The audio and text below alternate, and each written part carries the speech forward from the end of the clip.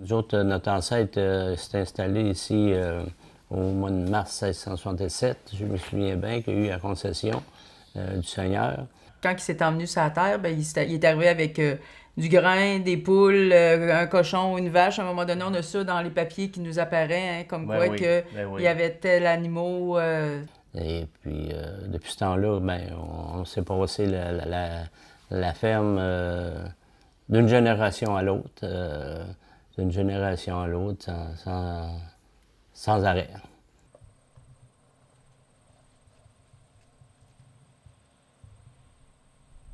Alors, c'est sûr que à cette époque-là, ils ne faisaient pas comme nous, hein, de la vente au comptoir. Il n'y avait pas de circuit court non plus. C'était mon grand-père, qui est Joseph Amédée, qui a commencé à faire un circuit court, là. Il était le deuxième à Neuville à avoir sa petite table dans le temps, hein.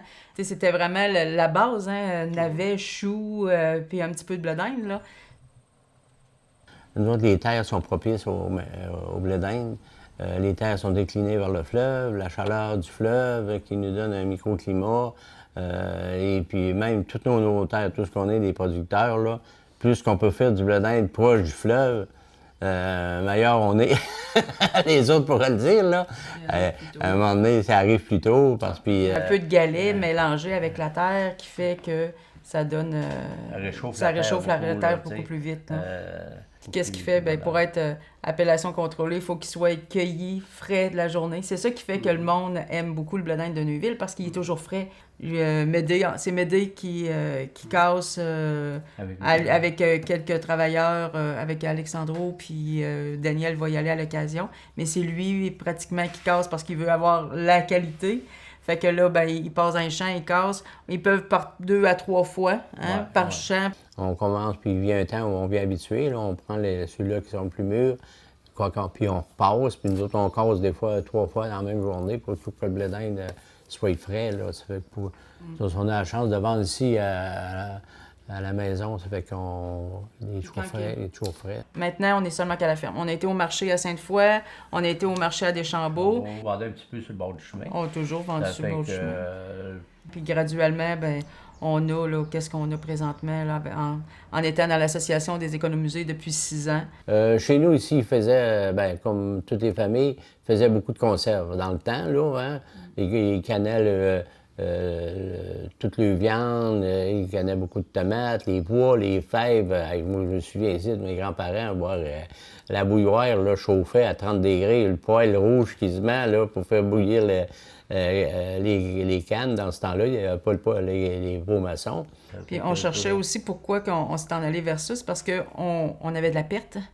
Hein, on avait beaucoup de pertes pour les légumes. Puis là, on s'est dit, bon, on va se faire une cuisine de transformation. Puis on va prendre nos légumes, puis on va les emmener en confiture, en marinade, en gelée, puis tout ça. Fait que maintenant, il faut faire pour directement la cuisine parce que on en a moins en moins. Hein, ça se vend quand même assez bien, puis on contrôle bien. Ça fait qu'on est chanceux qu'on peut tout écouler. On écoule tout ce qu'on fait ici.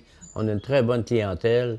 Les autres aussi, les autres kiosques, ils ont une bonne clientèle. Puis on vient un temps que nos clients ils deviennent quasiment des amis. À chaque année, on voit toujours puis les autres doivent être la même chose. C'est toujours les mêmes clients qui viennent. C'est toujours ah mon Dieu, un tel n'est pas venu encore. Voyons, es-tu malade?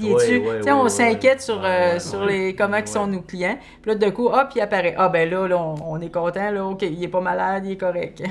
Ici, comme vous pouvez voir, c'est les 3 générations. Il y a moi, mon frère, les 2 enfants. C'est sûr qu'on est chanceux parce qu'on travaille en gang. Tu sais, c'est 7 jours sur 7, 24 heures sur 24. Noël, jour de l'an, une vache qui va mettre bas, ben t'as pas le choix, il faut que tu restes là.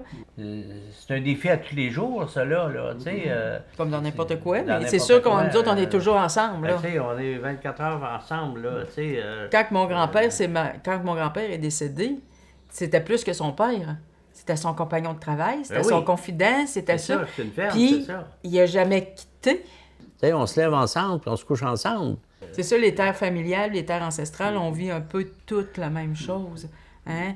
Tu sais, les grands-parents sont pas loin, ils sont peut-être pas dans la même maison, mais ils sont à côté, ils sont proches, qui fait que tu le vis tout le temps, là. Nous, on trouve qu'on a eu une chance en or. Tu sais, d'être avec eux autres, puis d'avoir connu, puis d'avoir travaillé, puis même mon frère, à cette heure, hein, on travaille, puis on dit, oh, si Mariana serait là, hein, elle serait-tu contente dans la cuisine? Ou si Amédée serait là dans le champ?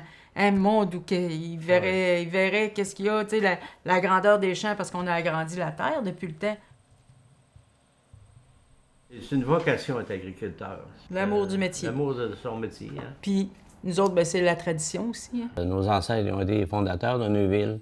C'est une vieille paroisse, puis je pense que c'est intéressant, puis c'est important de parler de ça. Disons qu'on est fiers. On a ça dans le sang, je pense.